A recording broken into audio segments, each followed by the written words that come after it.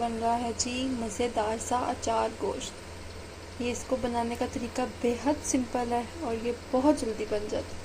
اس کے جو ہمیں انگریڈینٹس چاہیے جی وہ ہیں، یہاں میں نے 1 kg چکن لیا، ساتھ میں نے ½ kg دہی لی ہے، اور یہاں میں نے ٹماٹر لیے ہیں۔ یہ ٹماٹر میرے فریز ہوئے ہوئے ہیں، آپ چاہیں تو نارمل بھی یوز کر سکتے ہیں، چاہے تو فریز بھی۔ اور ادھر میں نے لیا ہے اچار گوشت، نیشنل کا اچار گوشت کا مسالہ۔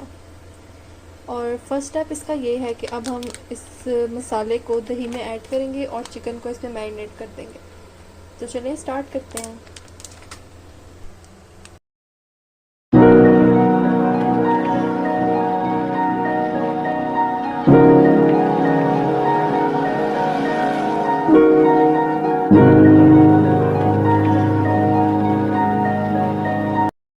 ادھر جی میں نے جو ٹماٹر تھے میرے پاس، میں نے ان کی پیوری بنا لی ہے، اور جو چکن تھا اس کو بھی میرینیٹ ہوئے ہوئے 1 گھنٹہ ہو گیا۔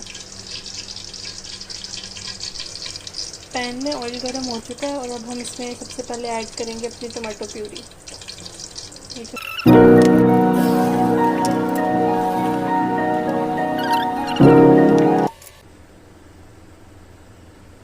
یہ دیکھیں میں نے مرچیں بیچ میں سے کٹ کر لی ہیں۔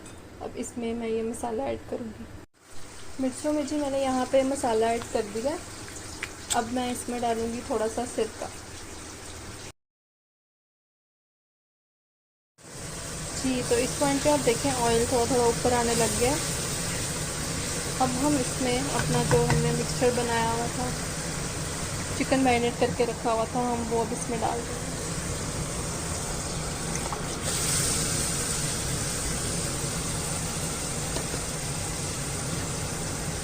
اس کو اب ہم اچھی طرح مکس کریں گے۔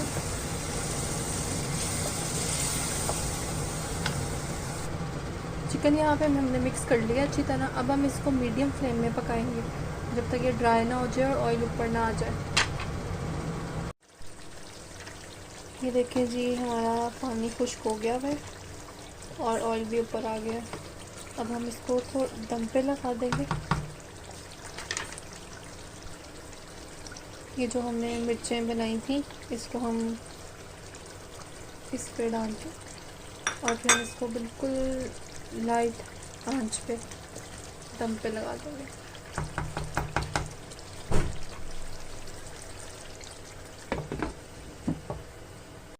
جی یہ میں نے یہاں پہ اچار گوشت کو ڈش آؤٹ کر لیا ہے، یہ اس کی فائنل لک ہے۔ آپ سب لوگ ضرور ٹرائی کریں اور مجھے اپنا فیڈ بیک لازمی شیئر کریں۔ Thank you.